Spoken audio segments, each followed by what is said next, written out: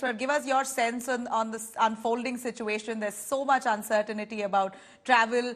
Students who have already applied for their visa, waiting for their visas to come through. They've received a huge setback. For them, this is almost a year lost if it doesn't come through. Not really, Nabila, because see, it's in a sense for the Canadian colleges, it's business, right? Yeah. You have 3 lakh Indian students going there. You have $22 billion at stake as far as the economy of Canada per year is concerned.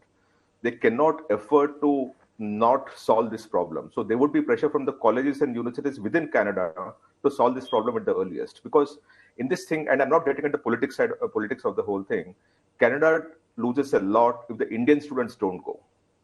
And in fact, I would turn this around and say possibly the Indian students gain a lot because, see, of the 3 lakh, about 2 lakh students go for diploma colleges, correct, right? And these are essentially colleges which are, at times, some of them for sure are degree mills. They don't give education. They just take an Indian student for the money that is on table. So people like Deepshika are lucky because they go on to universities. But when you get down to the other colleges which are coming down the ladder, they're essentially missold, misled in India, and the students go abroad.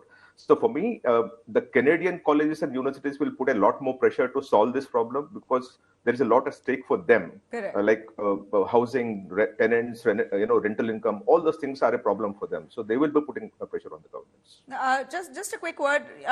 We understand that for students, this is a worrisome situation. But what for people who are working there? Even many of those, the population there is huge, about 1.5 lakh, I believe 2 lakh Indians who are residents now in Canada.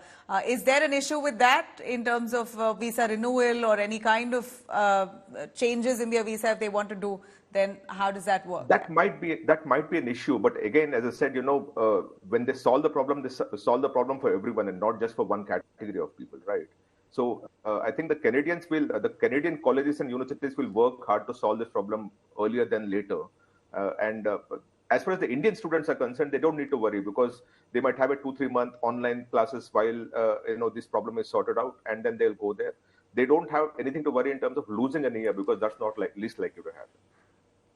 Okay. A quick word, Hunar. Has this really hit work culture, or have Indians by and large? You say that you haven't felt the effects as yet, but I'd like to say in the last week things have unraveled so fast.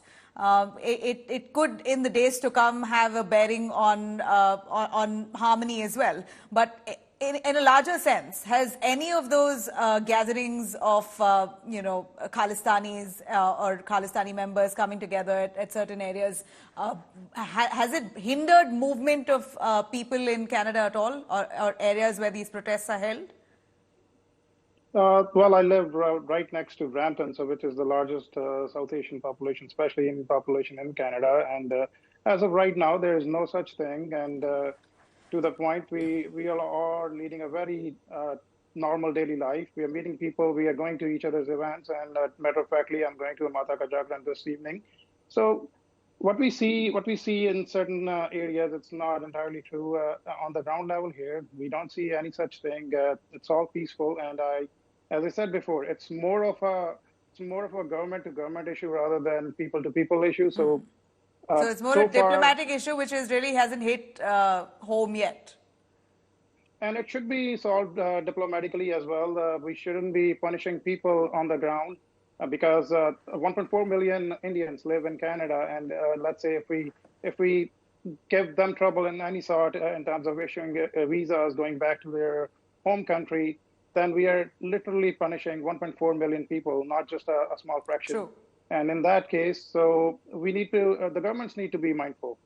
These issues should be resolved between the governments rather than punishing the people at the ground. Yeah, that's your appeal, and that's heard loud and clear. Thank you very much, both of you. A quick word from Deepshika, who's a student there with who joins us. Deepshika, what would be your appeal and your word of advice to all those students worried at the moment?